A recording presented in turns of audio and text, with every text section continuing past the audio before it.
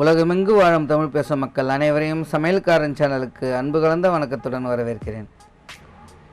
இன்றைக்கி நம்ம பார்க்க போகிற சமையல் மட்டன் சூப்பு.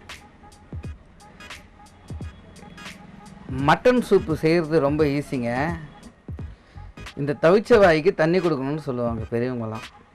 அந்த மாதிரி ஜுரம் அடிச்ச வாய்க்கு மட்டன் சூப் கொடுத்தோம்னா அவ்வளோ சரியாக இருக்குங்க. அதை சாப்பிட்றப்ப அந்த டேஸ்ட்டே வேறு மாதிரி.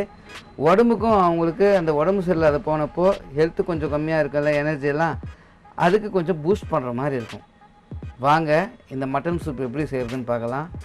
தேவையான பொருட்கள் டிஸ்கிரிப்ஷனில் தெரிஞ்சிச்சு, பார்த்து எடுத்து வச்சுங்க.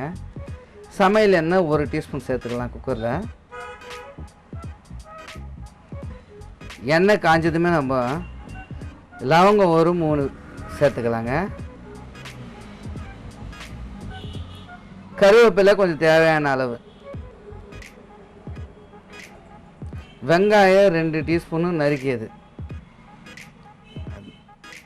தக்காளி 2 டீஸ்பூனு நறுக்கியது. அதான் ஒரு தக்காளி போட்டுங்க, ஒரு வெங்காயம் போட்டுங்க, வதக்கலாம். நம்ம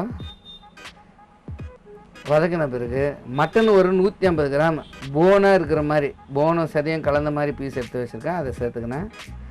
மஞ்சள் தூள் ஒரு 1/4 டீஸ்பூன், தனியா தூள் ஒரு 1.5 டீஸ்பூன்,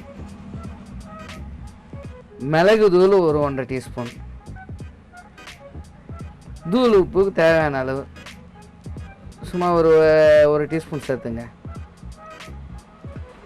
எல்லாத்தையும் மிக்ஸ் பண்ணிக்கலாம். நம்ம இந்த மாதிரி மிக்ஸ் பண்ணி முடிச்ச பிறகு ஒரு 2 மினிட்ஸ் கழிச்சு தண்ணி சேர்க்கணும்.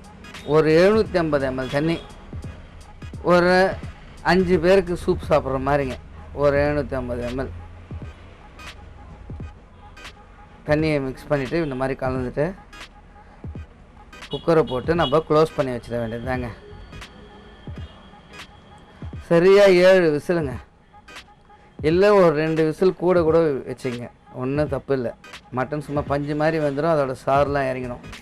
பாருங்கள், நான் 7 விசில் வச்சு இறக்கிட்டேன். Mutton soup ready. செஞ்சு சாப்பிட்டு பாருங்கள், சக்கத்தியாக இருக்கும், டக்கராக இருக்கும். நன்றி கலந்த வணக்கத்துடன் உங்கள் சமையல்காரன்.